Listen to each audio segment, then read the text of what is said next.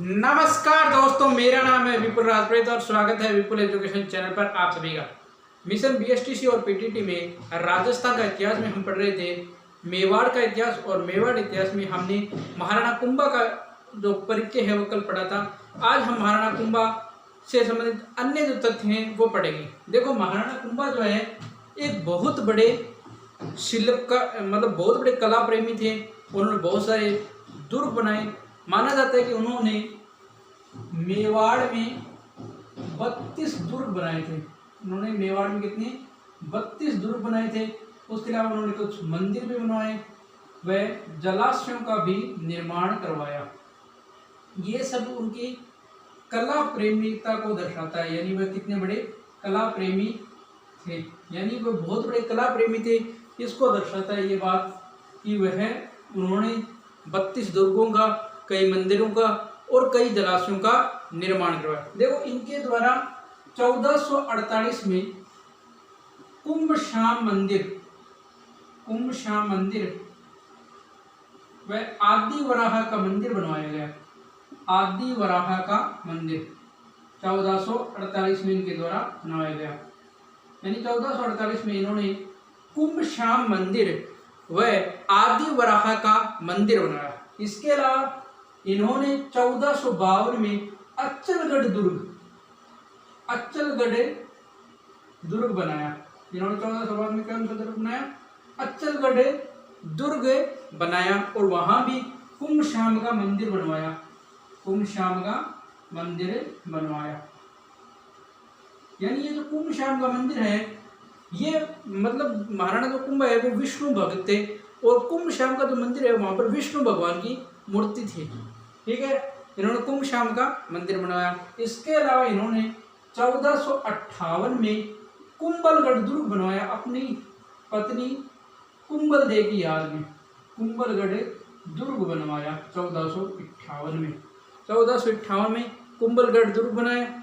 इसी कुंभलगढ़ दुर्ग में इन्होंने एक और दुर्ग बनाया जिसका नाम है कट्टारगढ़ दुर्ग बनाया, जो कि कुंभा यानी महाराणा कुंभा का निवास स्थान था। महाराणा कुंभा का क्या था? निवास स्थान। यानी ये जो कट्टारगढ़ दुर्ग है ये महाराणा कुंभा का क्या था? निवास स्थान था। यानी यहाँ पर महाराणा कुंभा रहते थे। और इसी कट्टारगढ़ दुर्ग को मेवाड़ की आंख कहा जाता है। इसी कट्टारगढ़ दुर्ग को क्या कहा जाता है? मेवाड़ की आंख कहा जाता है। यानी कट्टारगढ़ दुर्ग को क्या कहा जाता है? मेवाड़ की आंख। इसके बाद इन्होंने 1460 में कुंभलगढ़ प्रशस्ति बनवाई। 1460 में। और जो अत्रि के पुत्र है महेश, कवि महेश, उन्होंने इसकी रचना की। कवि महेश ने इनकी रचना की थी 1460 में। कुंभलगढ़ जो प्रशस्ति है वो 1460 में बनाई गई। इसके अलावा ये तो हो गए इनके निर्माण कार्य। अब हम पढ़ते हैं कि इन्होंने कौन कौन से ग्रंथ रचे। इनके ग्रंथ भी रचे गए हैं। इनके जो ग्रंथ रचे गए हैं उनमें देख लें। वीडियो को लाइक कर दे, दोस्तों के साथ शेयर किया करो, कमेंट जरूर किया करो, चैनल सब्सक्राइब कर लिया करो यारों। अगर ग्रंथ है इनके, एक तो है संगीत राज, इसके अलावा रसिक प्रिया। ये जो रसिक प्रिया है ये जयदेव का ग्रंथ है गीत गोविंद, उस पर टीका लिखी गई है। जयदेव के ग्रंथ गीत गोविंद पर इनकी टीका है ये रसिक प्रिया। इसके अलावा कामराज रतिसार इनका ग्रंथ है। इसके अलावा आपके सूड प्रबंध,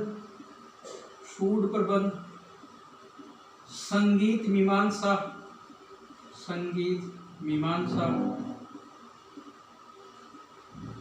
ऐसे कुछ प्रमुख ग्रंथ हैं।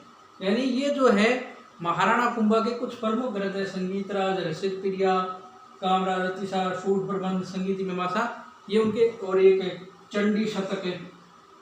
ये महाराणा कुंभा के ग्रंथ है। ये आपको ध्यान रखने का प्रश्न आ भी सकता है, लेकिन आपको ध्यान रखने की ये ग्रंथ है महाराणा कुंभा के हैं। इसके अलावा हम बात करते हैं महाराणा कुंभा के जो संपर्क में भी विद्वान भी थे। जैसे एक तो है सारंग व्यास, सारंग व्यास क्या थे? महाराणा कुंभा के संगीत गुरु थे। महाराणा कुंभा के संगीत गुरु थे सारंग व्यास, संगीत गुरु। इसके अलावा बात करते हैं सारंग व्यास के अलावा कान्हा व्यास, ये इनके दरबारी थे। कान्हा व्यास ये इनके दरबारी थे और इन्होंने एकलिंग महात्म्य की रचना की।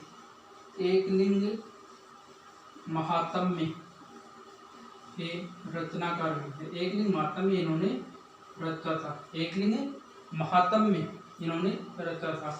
इसके अलावा जो है आपके महाराणा कुंभा की पुत्री होती है, महाराणा कुंभा की पुत्री है जिसका नाम मेरे ध्यान में नहीं है। महाराणा कुंभा की जो पुत्री होती है वह भी विद्वान होती है। वह भी क्या होती है? विदुषी होती है, मतलब संगीतज्ञ होती है, विदुषी होती है महाराणा कुंभा की पुत्री, जिसका नाम होता है आपके रमाबाई। हाँ, रमाबाई महाराणा कुंभा की पुत्री है रमाबाई। ये महाराणा कुंभा की पुत्री है, ये भी विदुषी है, संगीतकार भी हैं। तो ये उसके दरबार के कुछ प्रमुख ऐसे विद्वान हैं जो महाराणा कुंभा के साथ दरबार में बैठते थे। तो आपको इनको भी ध्यान रखना है, सारंग व्यास, कान्हा व्यास, रमाबाई, महाराणा कुंभा की पुत्री। अब हम बात करते हैं कुछ अन्य तथ्यों की। तो अन्य तथ्यों में हमें एक तथ्य याद आता है कि महाराणा कुंभा के पिता मोक्कल थे।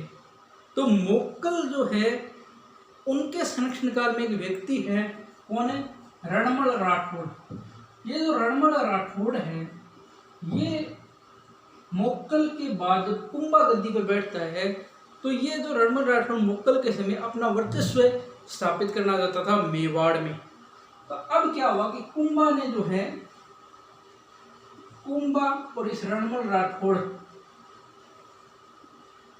कुंभा ने क्या किया? अपने चाचा कुंवर चुंडा को बुला लिया, कुंवर चुंडा को वापस मेवाड़ बुला लिया। अब क्या होता है? ये रणमल राठौड़, कुंवर चुंडा आ जाता है तो इस रणमल राठौड़ की यहाँ पर चलेगी नहीं। उसके बाद क्या होता है? ये कुंवर चुंडा एक षड्यंत्र करता है, एक कन्या है भारमली। इस भारमली के द्वारा इस राव चुंडा को जहर, इस रणमल राठौड़ को जहर दिया जाता है और ये मर जाता है। यानी इसको जहर दे दिया इस भारमली ने प्रेम करके और इसको धोखे में रखकर और इस रणमल राठौड़ को जहर दे दिया। अब क्या होता है कि ये जो रणमल राठौड़ है इसका पुत्र होता है राव जोधा। इसका पुत्र होता है राव जोधा। ये जो राव जोधा है ये मेवाड़ छोड़कर मंडोर चला जाता है। कहाँ चला जाता है? ये मंडोर चला जाता है। अब इस कुंभा और इस राव जोधा के बीच में संघर्ष होता है जिसे कहा जाता है मेवाड़ सिसोदिया राठौड़ संघर्ष। सिसोदिया राठौड़ संघर्ष यानी इनके बीच में संघर्ष होता है जिसे कहते हैं सिसोदिया राठौड़ संघर्ष। अब इसके इन दोनों के संघर्ष को बचाने के लिए इस कुंभा की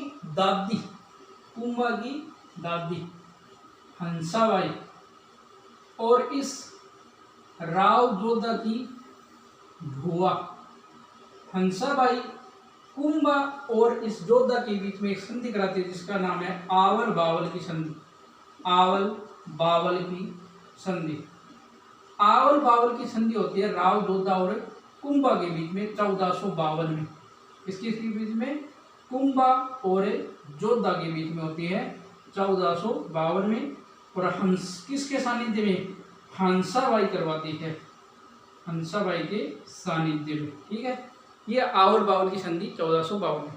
इसके अलावा एक और संधि आपको याद रखनी है कुंभा के संदर्भ में, चंपानेर की संधि। चंपानेर की संधि होती है 1456 में और ये संधि होती है जो गुजरात मालवा का शासक है महमूद खिलजी जो सारंगपुर युद्ध में कुंभा से आता है। ये महमूद खिलजी और गुजरात का सुल्तान होता है गुजरात का सुल्तान होता है कुतुबुद्दीन। ये दोनों के बीच में ये चंपानेर की संधि होती है।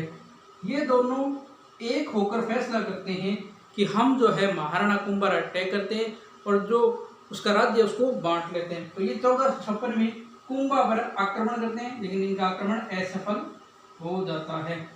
तो ये संधि आपको याद रख लेनी, 1456 में हुई थी चंपानेर की संधि महमूद खिलजी और सुल्तान कुतुबुद्दीन के बीच। अब हम बात आगे करते हैं। आगे आपको ये ध्यान रखना है कि महाराणा कुंभा के समय 1439 में एक जैन श्रेष्ठ होता है धरणक। इसने रणकपुर के जैन मंदिरों का निर्माण करवाया था। रणकपुर के जैन मंदिरों का निर्माण करवाया, जिसका जो शिल्पी होता है वो होता है देपाक। इसका शिल्पी कौन होता है? देपाक ने इसका निर्माण किया था। ये भी आपको ध्यान रखना है कि 1439 में कुंभा के समय जैन श्रेष्ठी धरणक ने रणकपुर के जैन मंदिरों का निर्माण करवाया था, जिसे चौमुखा मंदिर भी कहा जाता है। चौमुखा मंदिर भी कहा जाता है, जिसका शिल्पी कौन है? देपाक। इसके अलावा आपको ध्यान रखनी है कुछ और बातें। उन बातों में जैसे मतलब पूरा तो वैसे कुंभा के बारे में पूरी डिटेल आ चुकी है और कुछ नहीं रहा है। अब आपको अंत में हम बता दें कि महाराणा कुंभा की मृत्यु 1468 में होती है। 1468 में कुंभा की हत्या की गई थी और ये हत्या की थी उनके पुत्र उदय सिंह फर्स्ट। महाराणा कुंभा जो है कटारगढ़ दुर्ग की दीवार पर बैठे हुए थे और ये उद्दा पहुंचता है और पीछे से उनको धक्का दे देता है और कुंभा की हो जाती है हत्या। ये है मेवाड़ का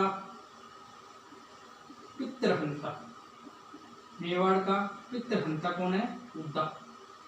तो यहाँ पर जो है महाराणा कुंभा की जो तथ्य हैं या उनकी जो कहानी है वो यहाँ पर 1468 में समाप्त हो जाते हैं। तो ये महाराणा कुंभा की पूरी विवरण है।